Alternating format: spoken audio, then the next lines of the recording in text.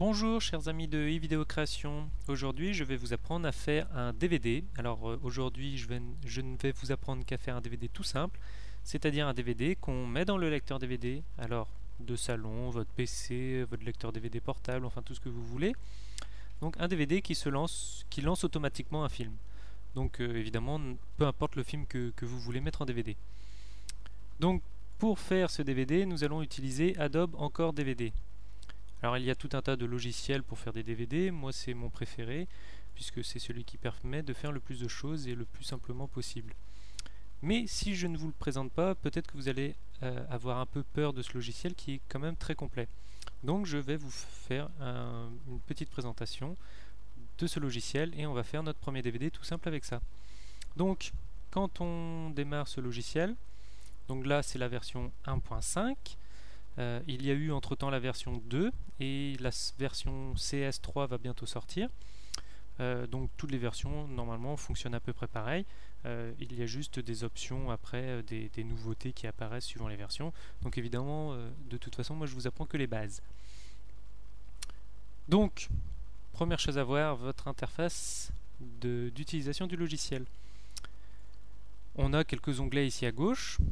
Des outils de sélection, des outils de texte, un zoom, voilà, rien de plus simple, rien de plus compliqué plutôt. On n'en a pas besoin de plus de toute façon. Ensuite on a notre fenêtre de projet, et comme dans tous les projets de chez Adobe, en fait c'est ce qui correspond un peu à notre chutier, là où on met toutes nos vidéos, et c'est dans l'onglet projet ici qu'on met justement toutes nos vidéos. On va pas en mettre pour l'instant, je vais vous présenter tout le reste d'abord. Donc on a l'onglet projet. On a l'onglet menu. Pourquoi? Parce que dans un DVD, il y a des menus. Alors aujourd'hui, on va faire un DVD qui démarre automatiquement, donc on n'aura pas de menu. Mais vous le verrez dans un autre tutoriel qui va suivre. Les montages, ça sera associé à vos vidéos, puisque votre vidéo, vous l'insérez dans un montage. Vous verrez également ça en temps voulu. Et après, toute la notion de disque, donc c'est pour créer votre DVD après derrière. Donc il n'y a rien de plus compliqué ici. Il y a quelques petits boutons, c'est juste des paramètres d'affichage ou pour créer des dossiers, créer des nouveaux projets, des nouveaux menus, etc. À droite, on a une fenêtre de propriété que vous devez toujours garder sous la main. C'est à chaque fois qu'on va insérer une vidéo dans notre projet, on va pouvoir lui attribuer certaines propriétés. Notamment lui dire, quand mon DVD est lancé, quelle vidéo je lis en premier, quel est le bouton pour le titre, etc., etc. Et enfin, la dernière petite fenêtre qui est ouverte ici, c'est tout ce qui est de notre bibliothèque.